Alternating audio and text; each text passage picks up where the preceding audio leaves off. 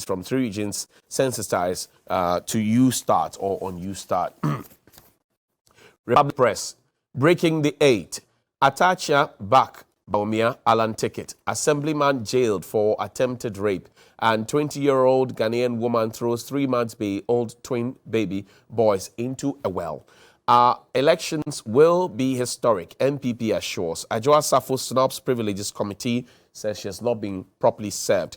National Security gets 10,000 prank calls in 2 days after announcing terrorism hotline. I saw Oliver Bakaboma's initial call, which was not picked. The Ghanaian Observer, battle against floods. Akufo-Addo directs MMDAs to clear waterways. Achimota Forest Brohaha, minister moves to address concerns. Otumfo appointed patron of Coa Mixture as herbal medicine is relaunched. MMDC sensitized on U-Start. VP Baumia hands over more vehicles to senior high schools. ABC News. NPP regional elections. Wontumi Abronye, Jeff Konedu, and Isibu tipped to win. Gabi Asario Tridako writes on NPP regional elections, and the editorial is on transparency, free and fair elections, bedrock for breaking the 8. Ghana signs some $69.88 million renewable energy agreement to enhance electricity access. Daily Graphic.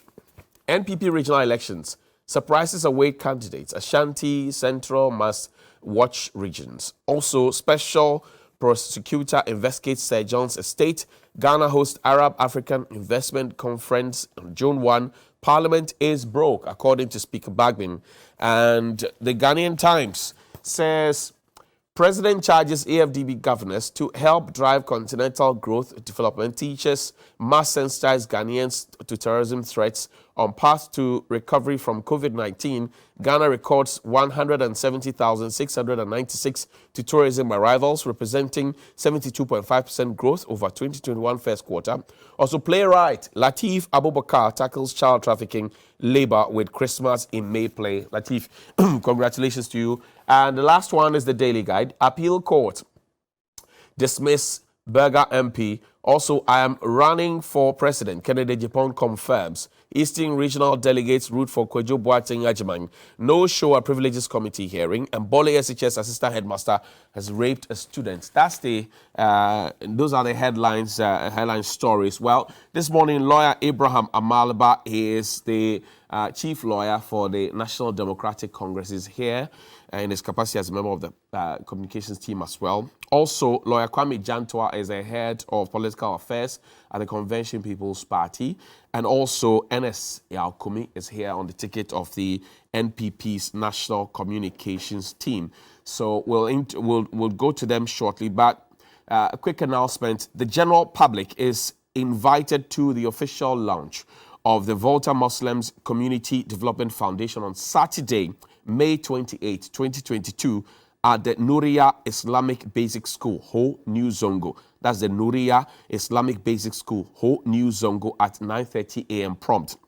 Special guests include His Excellency Alhaji Dr. Mahmoud Bawumia, his Vice President of the Republic, former President John Dramani Mahama, Honorable Dr. Archibald Lecha, is the Volta Regional Minister, Sheikh Dr. Osman Nuhur Shaributu is the National Chief Imam, Togbi Afeda, the 14th, is also the chief of that Sogli area.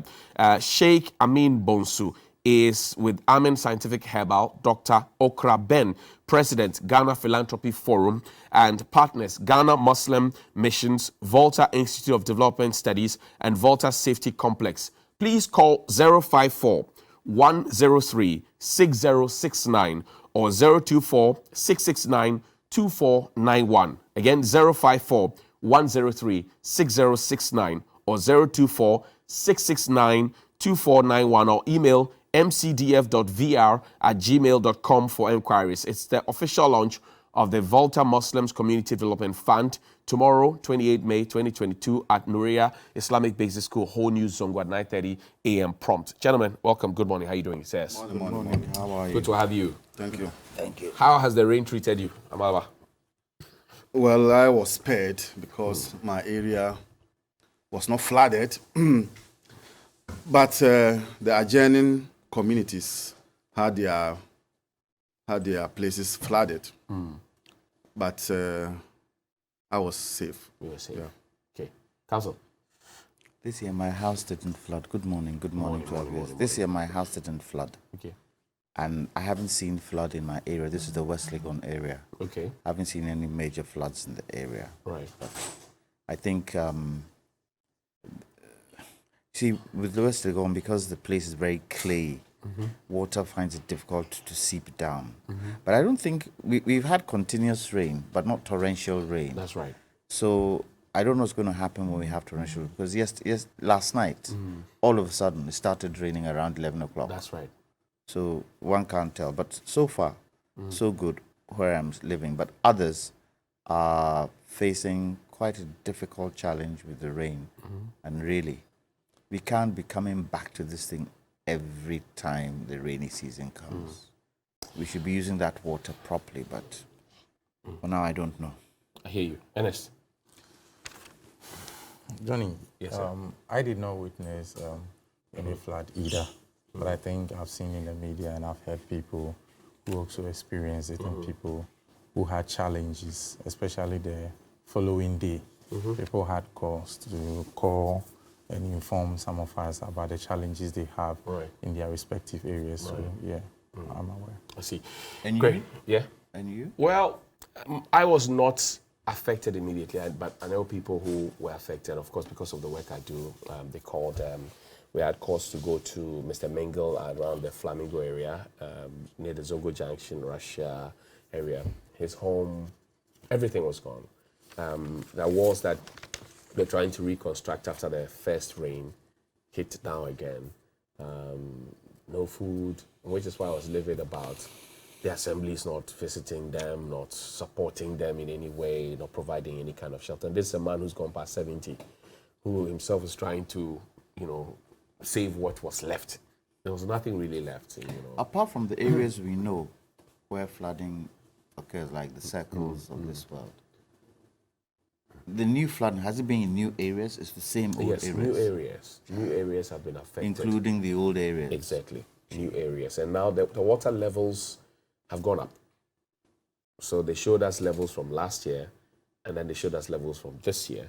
In fact, in Adabraka, when Roland and Komladum went to, the water had gone past 5 feet, 5.5. Yes. Close to where the ECG meter is at the top. Just centimeters away from it. So we need to do something.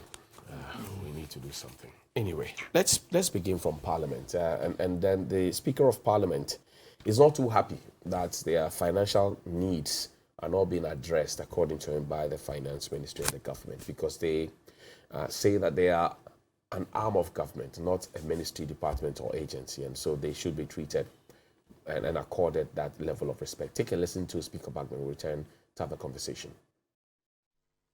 What many of you don't know is that even us at this time, we don't have any releases from the Ministry of Finance for us to run Parliament. So we'll be running Parliament on some areas of last year. It's not easy. And so sometimes we see your request for me to approve for you to do some things are declined. It's not because I love declining your request. It's because we don't have the wherewithal to fund those operations. And I think the Minister of Finance should not treat Parliament like a ministry or MDA. I will emphasize this again. This is an arm of government. We are not part of the MMDAs. We have even been written to reduce our budget in some areas by 50%. And so if they want Parliament to run aground, they should let us know. The Speaker is not ready and prepared to be blamed for inability to get Parliament going on just because we are not getting the necessary funding. Okay, so that's where we are now. Ernest, why is Parliament being starved, literally? Johnny, I laugh because your question to me sounds like I'm the finance minister and I'm supposed to know why. Why, if true. You're here on government's ticket. If true, why Parliament is being served. But I don't think Parliament is being starved. And first of all, let me say, yes, as pointed out by the Right Honourable Speaker, yes, Parliament is an arm of government and they have their role in governance as well. So they're supposed to be independent and they're supposed to have their own allocation to enable them function properly as expected by society and also by law. Right. But as we speak now, as he referenced, he thinks that there's not been any release to Parliament and therefore they are running on arrears. Right. However, I don't think it's entirely the fault of the finance minister if we look at the happenings in the country over the period. From the beginning of this year, we've all seen how difficult it was for Parliament to even just appropriate the budget that was submitted by the finance ministry. So the difficulty, I'm sure we all know, and how long the whole thing took place for the approval to take place. And the challenges the finance ministry has had over the period, even for loans and other things to be approved by Parliament. So I don't think it is deliberate or it is in the interest of finance to decide that they're just holding up the finances of Parliament just to starve them and just to make it difficult for them to function. But Parliament itself must accept. And indeed, if you go back and you play the tapes from the Right Honourable Speaker himself, you see the frustrations in the last 2-3 months during the sittings of Parliament on this same budget as a subject matter of discussion on the floor of Parliament. We all saw the frustrations on the face of the Speaker and how he kept warning both sides of the political divide, how it was necessary to build consensus for them to forge ahead in terms of the approval of the budget. So for me, from where I sit, even from the ordinary person's point of view, it is clear that it is not deliberate, but as an action from Parliament and the consequences of their own actions. But the budget has been passed. E-levy, you got everything on the budget. Yes. The only thing that was being held back was the e-levy, which you eventually got anyway. So now what's the... As I was listening to you, see, your take, I listened to your take and everything that you said. And one thing that I think you said, which in my mind stood clearly that you were unfair, was the e-levy thing. We all know this e-levy collection started from the 1st of May.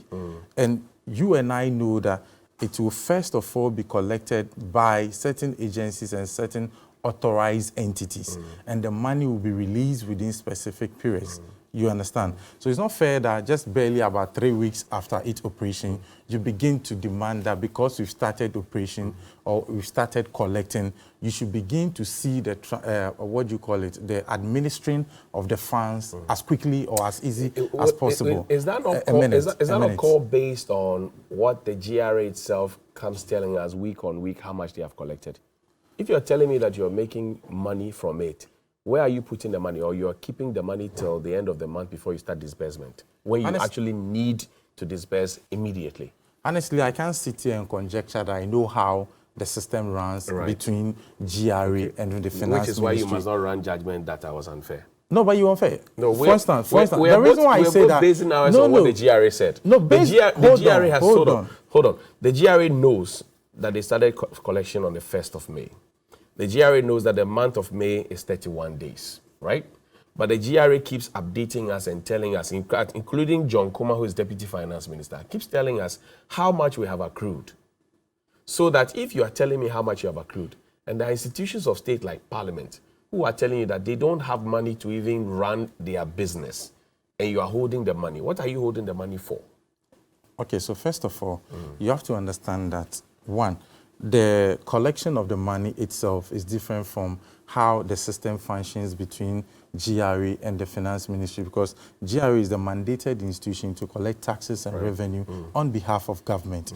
Now, as to how the transmission is done, as to how the money goes into government coffers, is something on its own which we all should be. That's what I don't know, okay, and so you don't know as well. So if you don't know, hold on. Let me. Oh no, Johnny. I think it's fair that when you ask a question, you allow answer the question. Okay, so that's why I'm saying that it is fair for you and I to at least know that within 3 weeks of the passage of the bill into law, this e-levy takes effect. We need to at least understand that within 3 weeks is not at least in a reasonable man's perspective. It's not fair for you to say that in 3 weeks, it's expected that the money should be in government coffers and it should begin, like, you should be able to see it work within 3 weeks of its activation. When the money is collected, so where I am does it saying go? that. I am saying that when the money is collected, it goes to GRE. Okay. But I'm saying, who is GRA? Johnny, the money goes to GRE. Okay. GRE, you see, there's a way government system runs. Okay. How It's does it not run? You have not explained to me. You only tell me there's a way, but you are not telling me how it runs. Let's take district assemblies, for instance. Okay. We all know they have ideas. But you don't just say that, oh, today I saw the collector, Right. let's say Revenue the inspectors, revenue inspectors, collectors, yeah, in town collecting money. So immediately they collected the money. This evening, I'm expecting that straight away it's being handed. I'm sure there's a process. Either you go through a system, you account it to someone, it goes to the bank, it later on hits the district's account. And I'm sure all these transmission processes are there.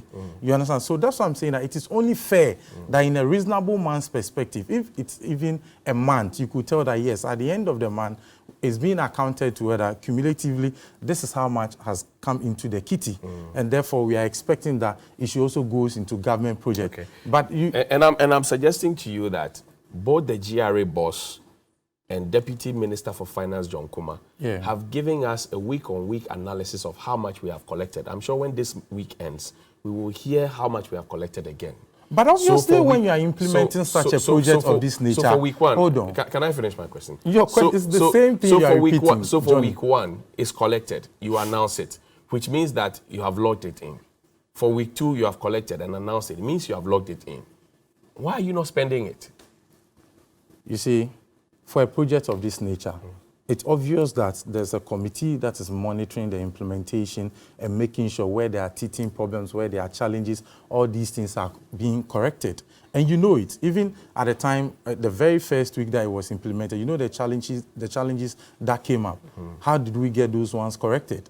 It was because some persons are monitoring and making sure they are being corrected as well. So if they are coming out and telling you week on week or daily how much they are, and even that communique that came out, they mentioned that one specific entity was able to collect up to this amount. Why didn't they give account of all the other entities that are collecting? But I'm not sure they were able to put all together within that short time. But at least to give a view to Ghanaians and to make us know that indeed it will make a difference in our lives, they have to tell us. We are the people. You keep on talking about accountability. Don't you think it's fair for them to make mention to us what has come into the kitty by the first instance of monitoring? But that does not necessarily translate into it going into government cafes at that same time. See, so the other concern is the list of presidential staffers, for example, that has been presented to Parliament.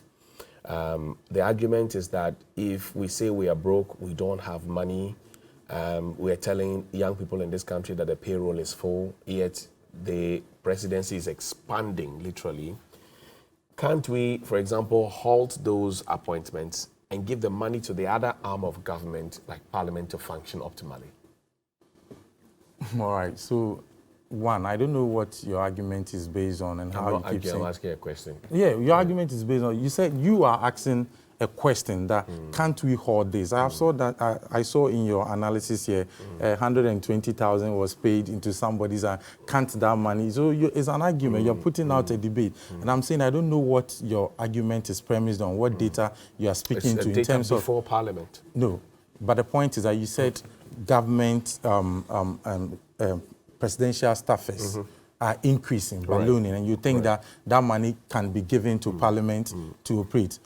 What we all know that in terms of budgetary allocation, there's a money allocated to Parliament and there's money allocated to the executive. Okay. So you cannot sit here and conjecture and seemingly say that, oh, the money that should have gone to the executive, we could just give that to the another arm of government. That's not what I'm saying. That's what you're saying. That's what you're suggesting. I'm saying that no. Office of the president. Don't misconstrue what I said. I am not misconstruing what you're saying. That we are dealing with two different arms of government. I am saying that. No, Ernest, I clearly understand. No, I Let understand. me put my question. I understand your question. No. Don't railroad that program, please. No, I am saying to you that here's a government that says we are broke, we don't have money, which is why it's become necessary to even implement e-levy.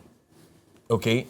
Now, if you are broke, you don't have money, and you have told other people that the payroll is choked, you can't employ them, and for which reason Some have finished their licentiate, whatever it is, they are home. They can't find jobs to do because you're broke.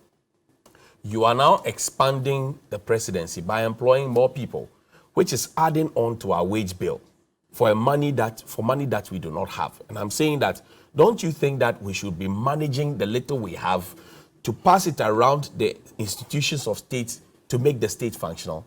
That's all. I'm not saying you should. Your question has changed. I'm not saying you should take the executive's budget and give it to Parliament, and vice versa. That's not it. I know too well to be suggesting that. Your question has changed. First of all, that's why I started from the point of view of budgetary allocation, and I'm saying that each arm has its own allocation.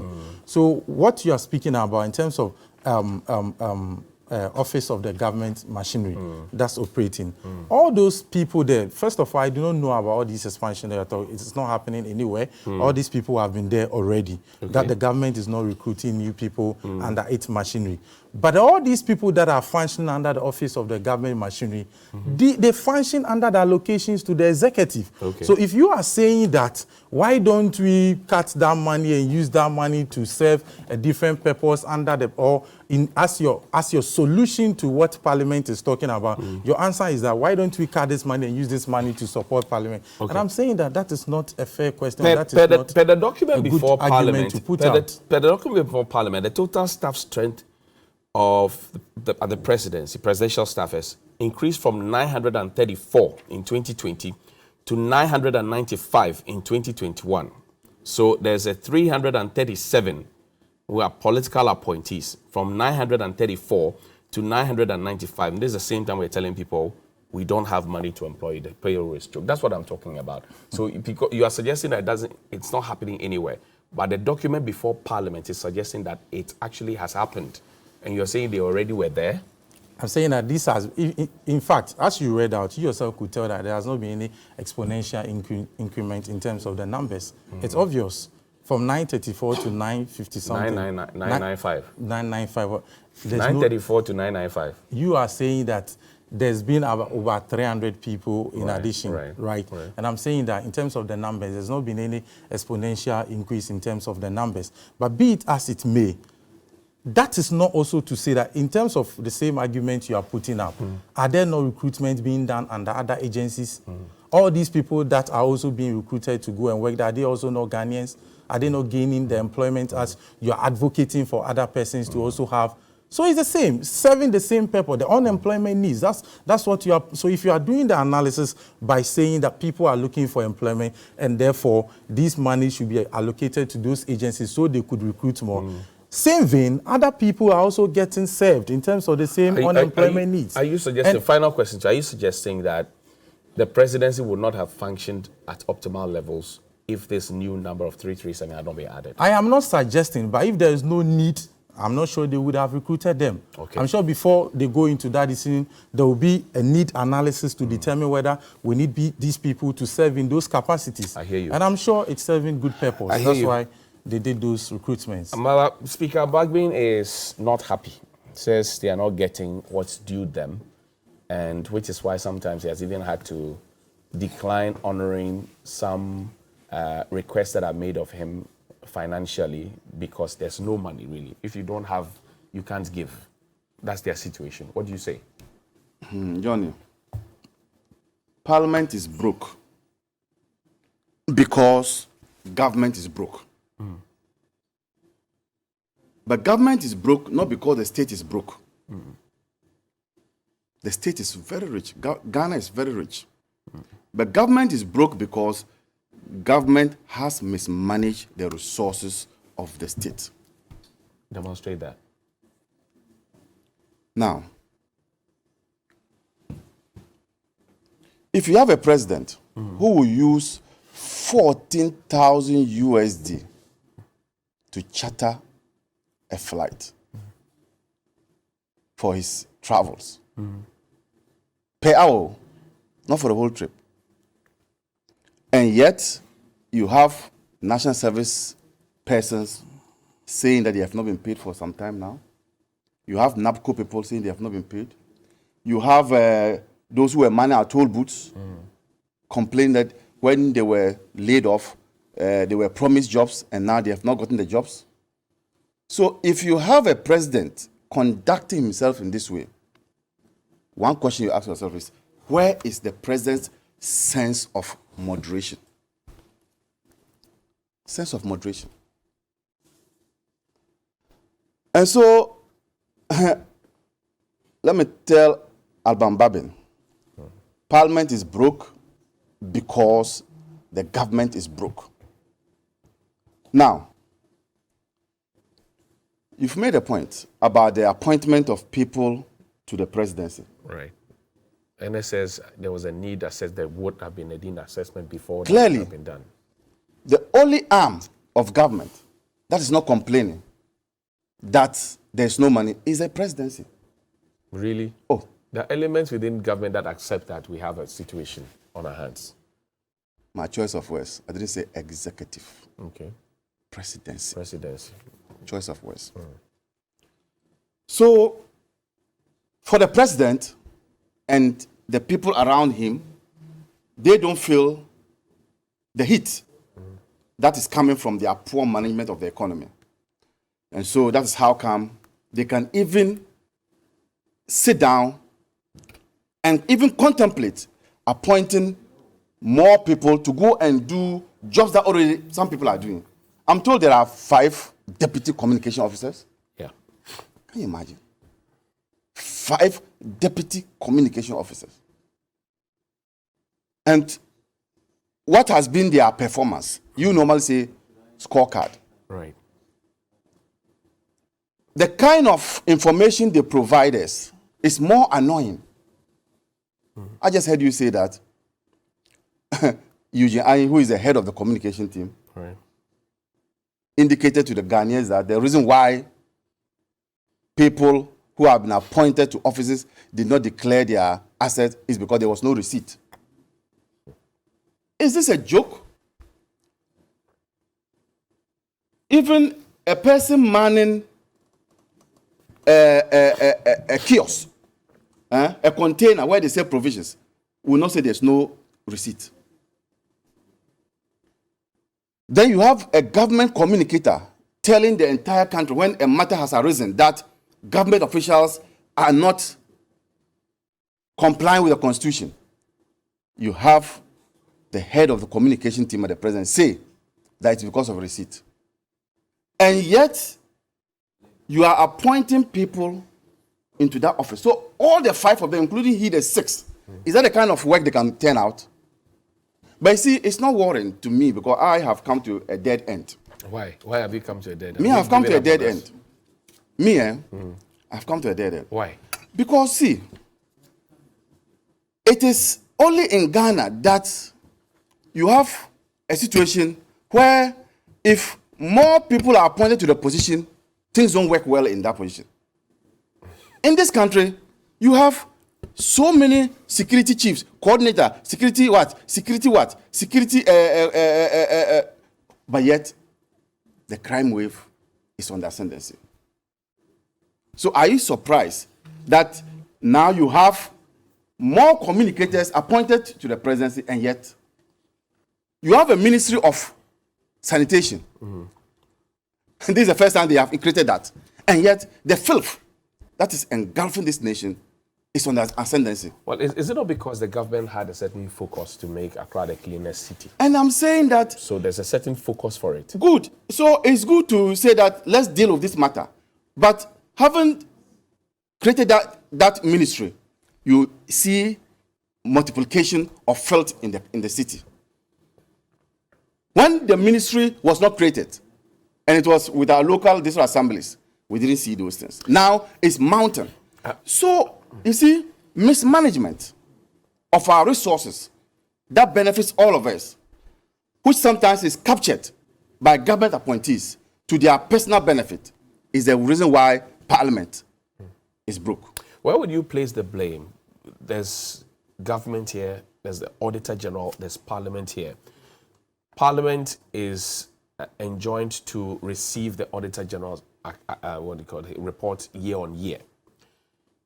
Where do you place the blame in terms of non-declaration of assets per Article 286? Look,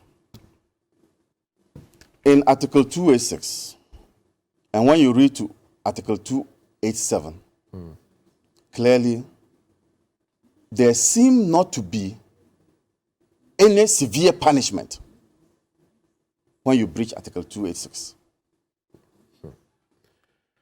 In Article 287, after you read Article 286, that you should lodge it with the Auditor General, and then, as you said, if there's a problem, the court will now order for it. Evidence. It says that when a committee is put up by the Chief Justice or the Commissioner of Shraj, and you are found guilty, it is the Chief Justice or the Commissioner who will determine the punishment meted out to you. It does not state a punishment. And my brother here has a constitution. I'm speaking extempore, but probably he can give us the exact. And so, because there is no severe punishment for persons who breach this provision, it is left. And nobody is doing what is supposed to be done. And so, if you have some not, declaring their assets, it's because of the lacuna in the law, because it doesn't bite. Shouldn't the Auditor General, for example, be demanding for it? It's his job to demand and say, I am supposed to buy the Constitution. The Constitution doesn't say it's his job. No, the Constitution says that you have to go and it lodge is the it responsibility of the appointee to declare his assets from the time the Constitution was put in place or when you take over office. So it's an integrity issue. So it is for the individual to respect the Constitution. It's not the Auditor General who must come knocking at your office. You've not declared. Bring your this thing. You've not declared. But if you then put that together, you submit it to the Auditor. So the Auditor General is just a receptacle. Shouldn't the Auditor General have maybe created a small portion in the reports that they've sent to say, I have not received and made, if you like, engineer the public conversation about it? Because if we're asking for accountability, you could have just put it there, like we have had in the past for some other issues, that I have not received this. Well, that could be a tinkering of his job, to ask him to put that in the auditor's report. Is that it? That will be sent to Parliament. Right. That this number of appointees have failed to lodge. So far, these are the numbers of people who lodge, have given to me lodge, yes. Yes, that could also amount to naming and shaming, because this will be a public document. Right. And if that comes out, people will begin to say that, well, why? You are in office, you are not declared your asset. So I think that could be a modification. But the whole law itself needs to be modified. We need to look at because it that law is not achieving the purpose for which the people of this country intended it to achieve. Because it is not published. In Nigeria, where we think it's not a good example of fighting corruption. But even there, you have a situation where when you declare your asset, it is published for everybody to know. Okay. Then, after a few years, we'll be able to compare what you had, what you had before you came to office, what you have now, compared to your salary.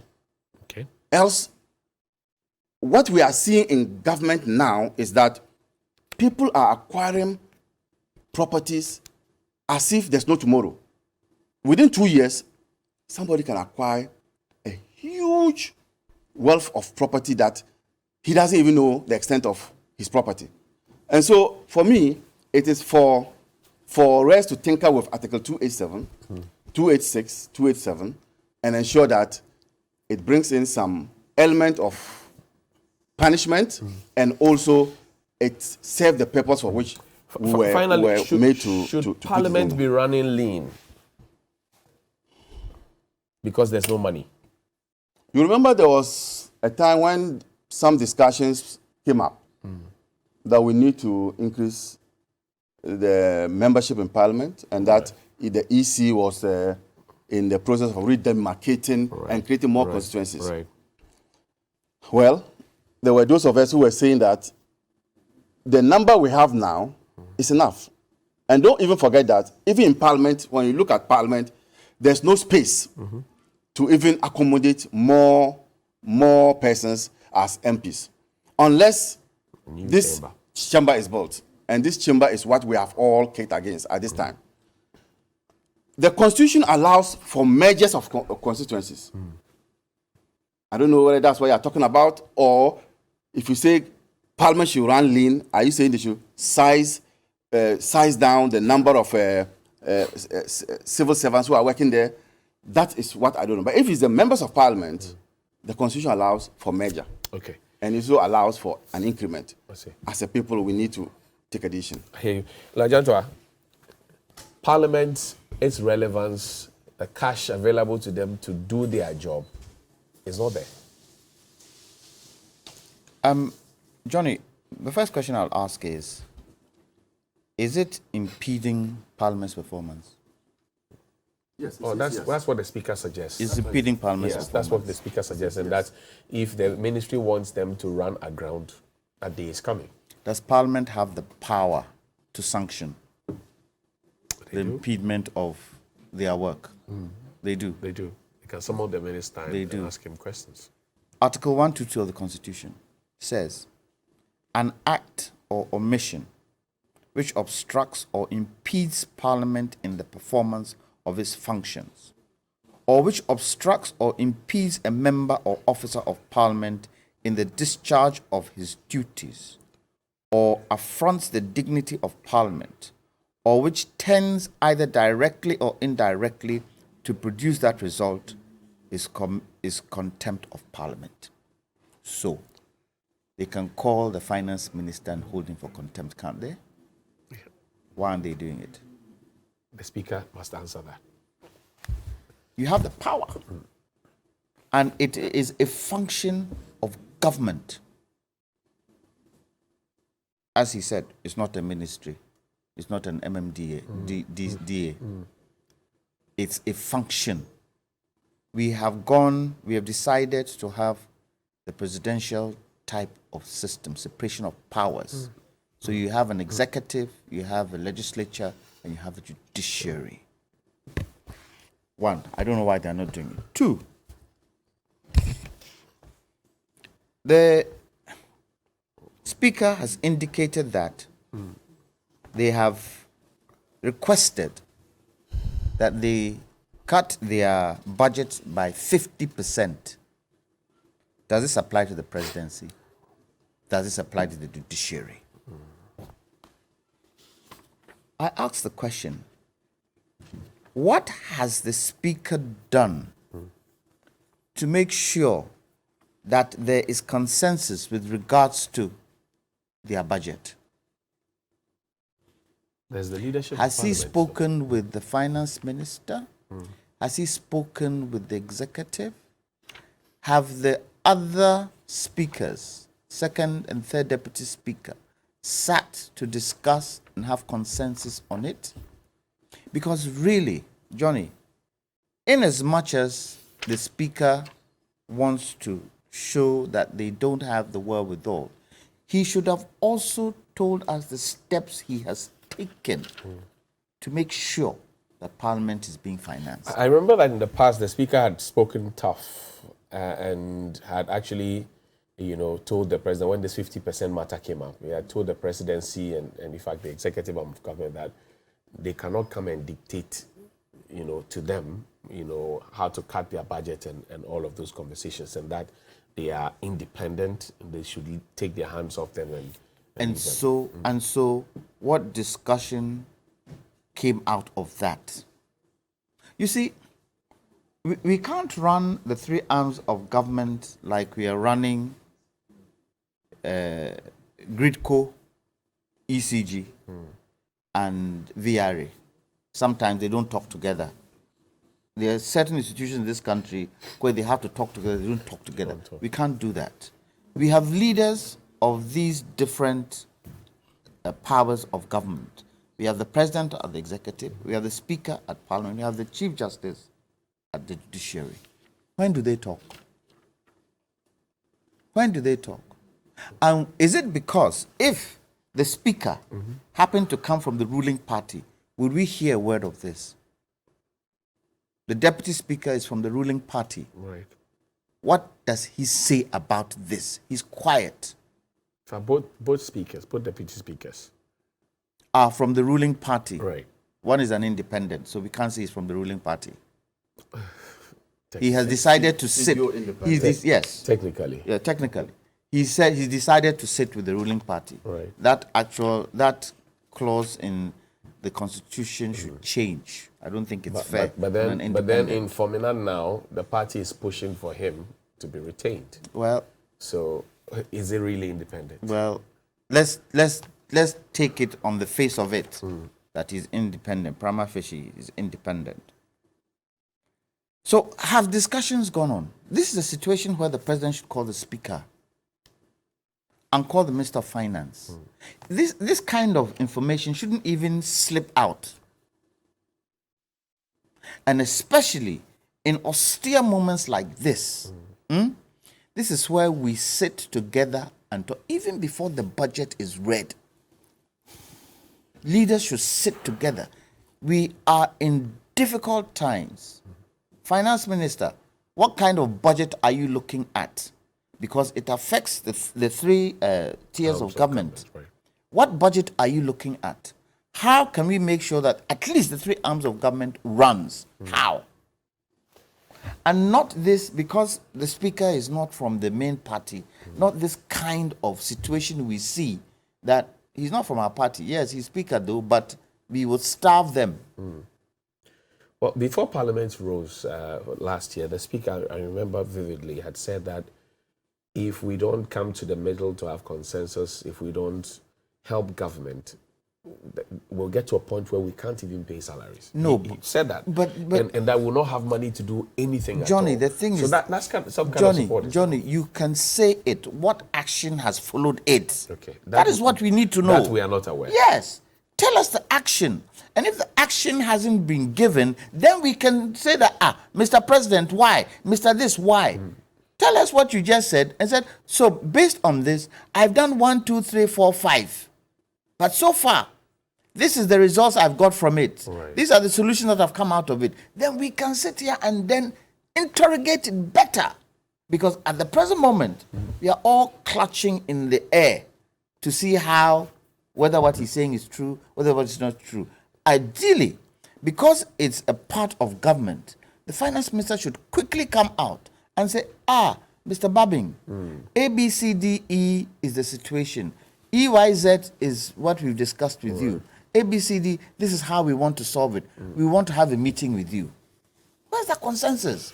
Because what you're doing, you are pitting the supporters of government and supporters of non-government against each other. Because definitely, I was just talking about trying to tell you that what you're saying is not right. Right. Amaleba was saying to you, what you're saying to is not right. I would try and see if there's a middle ground that they can talk. Why isn't it happening? And we tend to forget that this country belongs to all of us.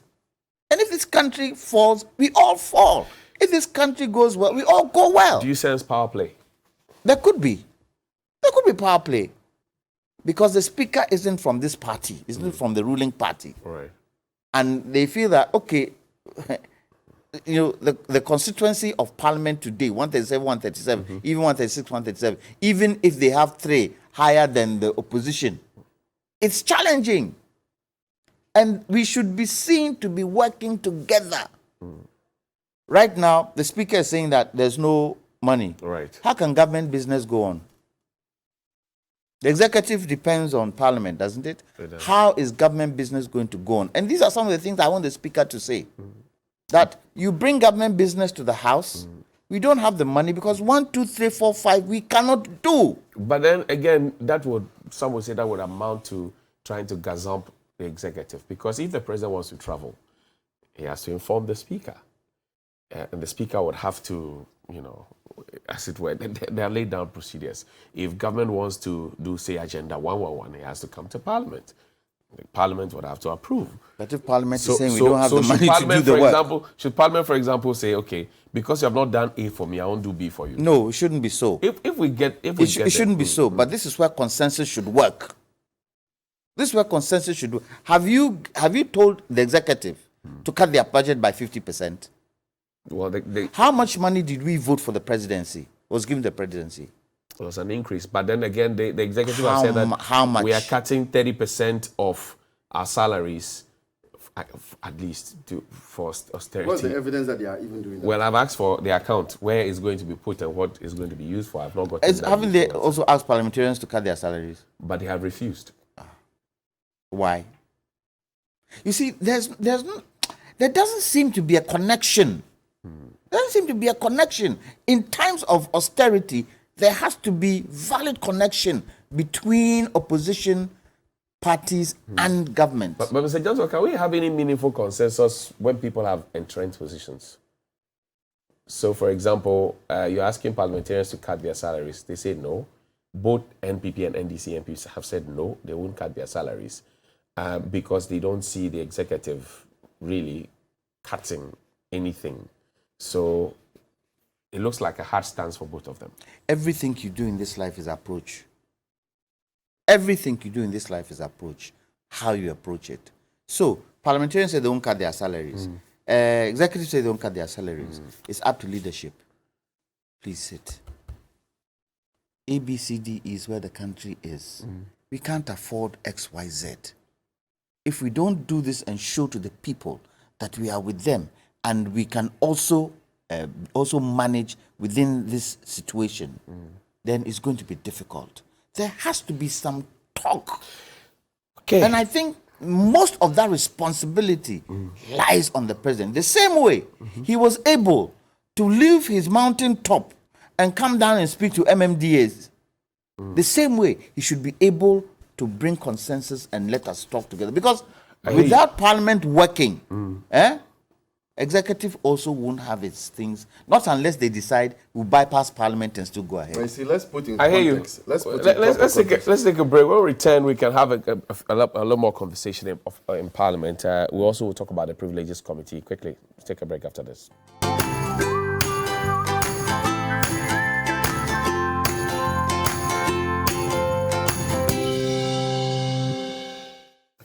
Welcome back and thank you very much indeed. It's TV3Newday. Thank you for staying with us. Lawyer Kwame Jantoa is my guest. He is the head of the political affairs at the Convention People's Party. Also, Lawyer Abraham Amalaba is the head of the NDC's legal team. He's also a member of the National Communications Team, and NSC Alkumi is a member of the NPP's National Communications Team. Gentlemen, welcome back. Thank you very much. Let me begin this. I wanted to make a point. Sorry, I wanted to say that let's put Bagben's comment in proper perspective or proper context. Okay. Don't forget that he was speaking to parliamentarians. Right. And he made the point that, look, you always bring requests to me and I turn them down. And so probably this has happened for a long time. But because he cannot call the 275 MPs to his office and say, oh, this is why I have turned you down. This is why I have turned you down. He then made it open to all of them. That it's not as if he takes delight in turning down requests, but it's because of the situation, the financial situation. Could he not have used the channels of leadership? Yes. Because they have caucus meetings. I know. No. You see, I know that they have majority caucus, minority caucus. Yeah, sometimes they go into conclave before they come to plenary. Yeah. So he could have told Sometimes, them, whips, leaders on both sides, he could have told them. Yeah. And they would tell their I'm people. going to tell them in private. so sometimes it's better to hear from the horse's own mouth on such serious matters.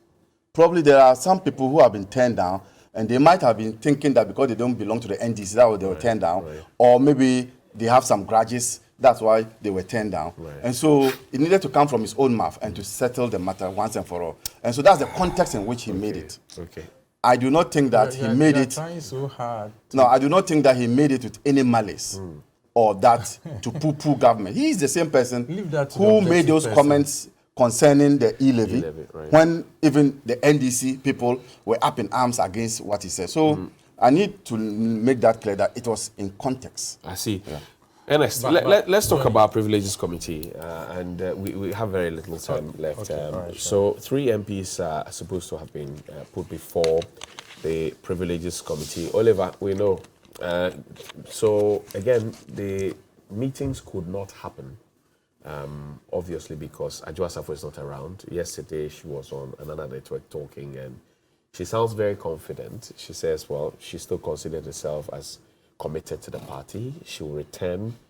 She still holds on to her position, and that's for the president to decide whether she keeps it or not, and that she has not been properly served What are your thoughts? Okay, so first of all, I think the Privileges Committee over the period as mandated by law needs to up their game. They need to be very decisive in whatever they want to do. And I am saying that in the collective interest of us as citizenry and also with respect to Parliament's own authority. Because when you make decisions that kind of is flouted by your own people, then you become a toothless bulldog or sort of that you are not capable of biting or taking decision. I'm saying this going into time and in history, how the whole privilege committee thing has been handled.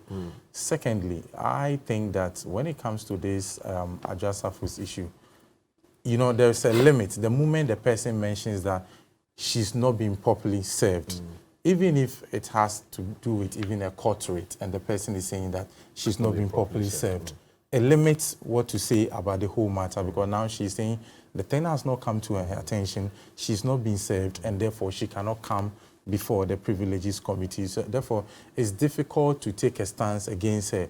On the other aspect, looking at her gender and what she's saying about her family and all, you know, it falls into the ethical column where you need to be very circumspect about what you say, especially where she's claiming that she's had difficulty with her child's, you know, health and all. So if you appear to take a hard stand, or let's say if Parliament should take a hard stand on her, what it actually basically means that we are trying to infringe on her right. Secondly, we are trying to discourage all these feminist agenda that we think that we want women to be part of leadership. Don't you think that rather than play this card, would have played a card where she knows that she has a genuine problem, she has family issues to deal with, and understandable, family first, she would have honorably stepped aside because it's a cabinet position as well. It carries a lot of weight. This whole school feeding program that has stalled, if she were a cabinet, I'm sure she would have put in a stronger voice, because the sanitation minister also is looking at her own portfolio, her own KPIs. Don't you think so? Yeah, I agree with you to some extent, because in the end, it's part of the option that could have been exercised by her.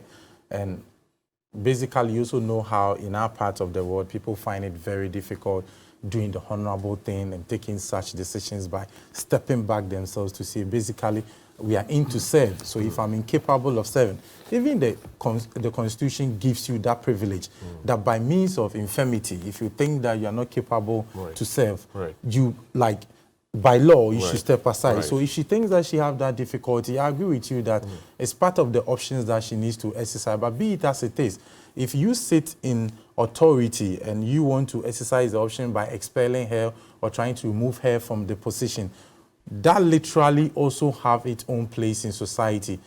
That's why I'm trying to look at the other side of it, that she being, you know, a woman, and how we're trying to get other ladies involved in leadership and all, how it plays out, and also the health implication of the child as well.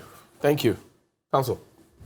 Well, if she has not been served in law, that will mean that the committee will lack jurisdiction to preside over his case. Once you have, even the law courts. And that's why you go to court and they say the other party has not been served, the court must adjourn so that service can be effective. And she mentions the fact that she's been in leadership before. She's also a lawyer of 18 years standing. So clearly the committee that sat yesterday could not have been sitting over her case. So what was the committee doing there? There were other people who appeared. I'm thinking Henry appeared, and then Ajapon said that they should adjourn his to another day. But it was refreshing to hear from her, even though in a quiet, borrowed accent. But it was refreshing to hear from her. That would be your focus. Is the snow? I don't know about that. No, Kofi Annan was there for long, but Kofi Annan didn't slang. But what is your exact issue about? My exact issue is there's no issue, because it was a passing comment. You are the one who stopped me here, and we are talking about this one. So let me proceed. Because you brought it. But it was okay. So with the borrowed accent, it was refreshing to hear from her. Going back to it. You see? Now, and you know why I said it was refreshing to hear from her? There were people who are attributing all manner of ailment to her, you remember? Some were attributing so many things to her. But yesterday, she was clear, concise. Those who watch her on TV saw her body language and realized that this is a person who is normal, who is okay. Just that she says that it is about her child. Right. Now, all of us here will do the same thing. You would attend to family first. That's right. So I don't fault her for that. I, however, fault the appointees who, knowing the condition in which she is, will still let her retain her position while she's away. I think the appointees are the ones to be held accountable. Why would the president keep her for almost 1 year when the president knows that she's out there dealing with a family problem? It means that they are taking you, me, all of us for granted because she's manning a portfolio. And I think that the president, The appointer. who is the appointer, appointer. should be up and doing, because it gives a bad impression about his ability to manage the country in the way he behaves. I hear you. Counsel, Lawyer Janta, you have the final word. If for anything at all, if you're in a certain situation that is impeding on the work they've can also given you, resign. you can also resign because you have a responsibility. I get that. There's a duty of care to your constituents. So if it is something that you can't do, and for Adwoa Safo, it's the length of time. I do agree with the position she's in terms of having been able to take care of her child because she's in a different jurisdiction and the laws in that jurisdiction are absolutely different from our jurisdiction.